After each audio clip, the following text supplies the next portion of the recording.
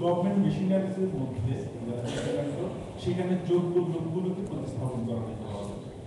আর একটা বিষয় হচ্ছে আমাদের কন্টেন্টগুলোর ব্যান্ডিং। ধন্যবাদ স্যার, আমি শুধু সম্মানিত।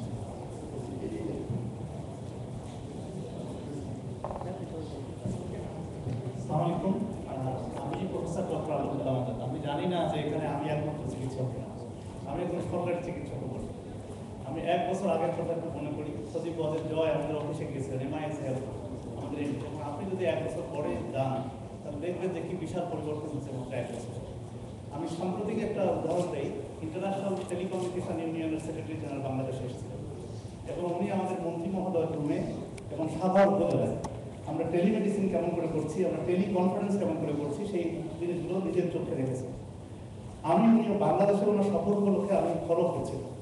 ওনার ইনিশিয়াল প্ল্যান ছিল যে হায়দ্রাবাদে আগামী মে মাসে একটা ইন্টারন্যাশনাল কনফারেন্স হবে টেলিকমিউনিকেশন, এবং সেখানে আমাদের মাননীয় স্বাস্থ্যমন্ত্রীকে হেলথ বিষয়ে একটা উপস্থাপনা দেওয়ার জন্য অনুরোধ জানান।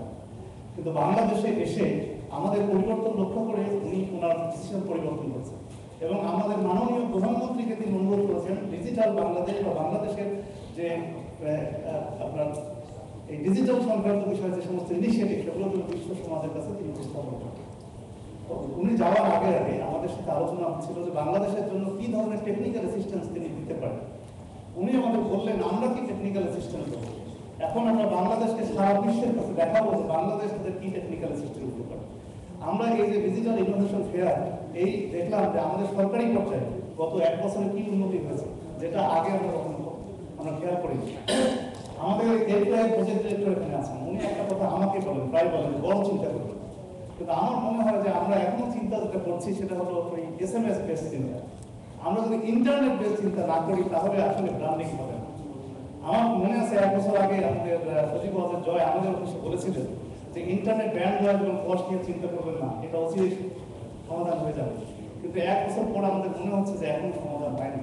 আমরা 2 তারিখে ITU সেক্রেটারি জেনারেলের সামনে আপনার উপস্থাপনা, সেখান থেকে কিছু সম্ভাবনার ইঙ্গিত পেয়েছে, কিন্তু আমার মনে হয় যে এই সম্ভাবনা খুব দ্রুত বাস্তবায়ন হওয়া দরকার। আমাদের ব্যান্ডওয়ার্ড বৃদ্ধি হওয়া দরকার এবং ব্যান্ডওয়ার্ডের কস্ট কমানো দরকার। এটা যত তাড়াতাড়ি সম্ভব হবে তত তাড়াতাড়ি আমাদের ডিজিটাল বাংলাদেশের স্বপ্ন পূরণ হবে। এবং আপনাদের কাছে এই অনুরোধ আমি জানাই, কারণ আমরা অনেক কিছু করতে পারছি না শুধু ব্যান্ডওয়ার্ডের কষ্টের জন্য এবং ব্যান্ডওয়ার্ড অভাবের জন্য। আপনাদের ধন্যবাদ শোনা।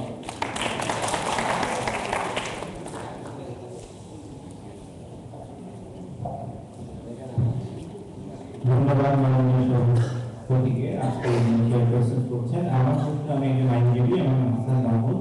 আমাদের বাংলাদেশের কোর্টগুলো কবে ডিজিটালাইজেশন হবে, অর্থাৎ জনগণ একেবারে কম্পিউটারের মাধ্যমে সব পুরো কোর্টের স্ট্রাকচারটা জানতে পারবে, যেটি ভারতের সুপ্রিম কোর্টে আমরা দেখতে পারি, এইটুকু আমরা আশা করতে পারি। আরেকটা জিনিস, আমি শরীফ আহমেদ ওয়ালিদকে ধন্যবাদ জানাচ্ছি, ইয়াং লিডার হিসেবে তিনি পলিটিক্সে জয়েন করেছেন। আমি তার মাধ্যমে দুটো কথা শুধু বলতে চাই, যে শুধু ডিজিটালাইজেশনই নির্বাচনের ম্যানিফেস্টো ছিল না, আরেকটা ছিল বিদ্যুৎ উন্নয়ন এবং অবকাঠামো। আমরা আশা করি বর্তমান সরকার এই দুটো, স্পেশালি পদ্মা ব্রিজ এবং অনেকগুলো বিদ্যুতের অবকাঠামোগত উন্নয়ন শুরু করেছে, এটি শেষ করবে।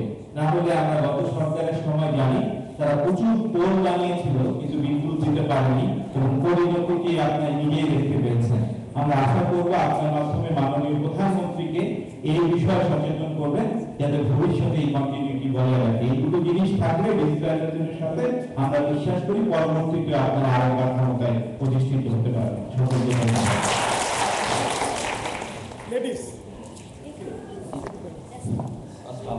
ধন্যবাদ। আমি মোস্তফা ইসলাম, পরিচালক CSE টেস্টমিটার। আমি প্রথমে জয় ভাইকে অভিনন্দন জানাই বাংলাদেশ আওয়ামী লীগের প্রথম সদস্যপদ গ্রহণ করার জন্য। আমি একটু বলতে চাই, সেটা হলো যে ইন্টারনেটের ব্যাকবোন আছে, আমাদের যে ব্যাকবোন লাগবে সেটা হলো বিদ্যুৎ। এখানে বিদ্যুৎ উপদেষ্টা মহোদয় আছেন, তাকে অভিনন্দন জানাচ্ছি, তিনি অনেক সচেষ্ট চেষ্টা করতেছেন। একইভাবে আমি আরেকটু ধন্যবাদ জানাই, সেটা হলো আমি যখন ব্যবসা শুরু করি 2000-2001 সালে, তখন আমরা সরকারি অফিসে গেলে আইটি পুলের কথা শুনলে হয়তো সেভাবে পাত্তা দিল না। ইদানিংকালে টপ থেকে বাটনের প্রেশার আছে, সো আমরা ভেরি মাচ হ্যাপি যে আমাদেরকে চাচ্ছে তারা। সেকেন্ডলি হলো যে মিনিস্ট্রিতে এখন ডিপার্টমেন্ট যারা আইটি পিপুল আছে তাদের সংখ্যা খুবই লিমিটেড, তারা খুবই নগণ্য। ইদানিংকালে তাদের একটা গুরুত্ব বেড়েছে। আমি চাই প্রতিটা অর্গানাইজেশনে আইটি একটা সেট আপ হোক, যেখানে সবাই গিয়ে দাঁড়াতে পারবে। অশেষ ধন্যবাদ। আমাদের এখানে মেয়েদের সংখ্যা স্বল্প হলেও আর তারা কেউ যদি প্রশ্ন করতে চায় মেয়েদের মধ্যে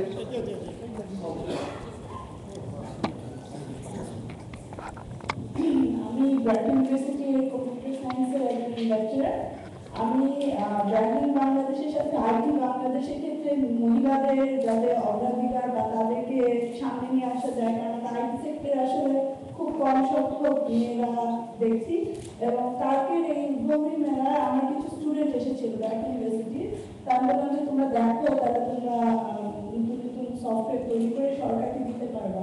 তো ওরা তখন বললো যে ম্যাডাম সফটওয়্যার সরকারকে দিতে হলে বড় বড় বিজ্ঞাপনকেও ধরতে হবে, সেটার কি হবে? তো আমার আপনাদের কাছে প্রশ্ন যে এই সরকারের ক্ষেত্রেও কি এ ধরনের বিজ্ঞাপন ধরা লাগবে কিনা? Thank you.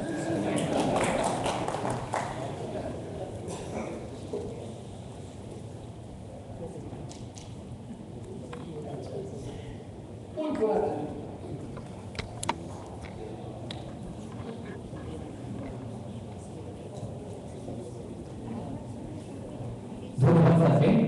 আমি রাসেল ইসলাম অনিক, ইউথেনিক ঢাকা বাংলাদেশ। আমার হচ্ছে বাংলাদেশ গানের ক্ষেত্রে দুইটা মানে এক কথা বলা যায় দুইটা বিষয় কথা বলবো।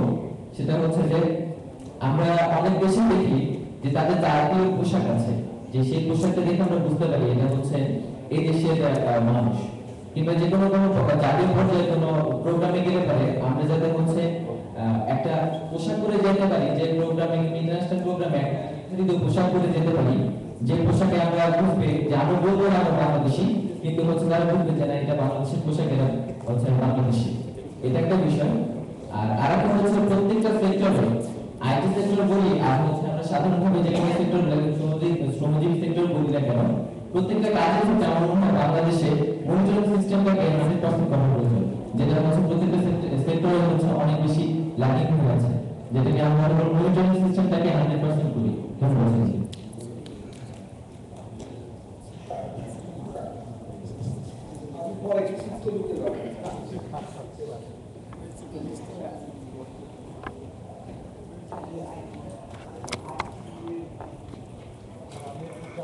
যাচ্ছিলাম যে ওখানে তো সাধারণত বসার সুযোগ পাই।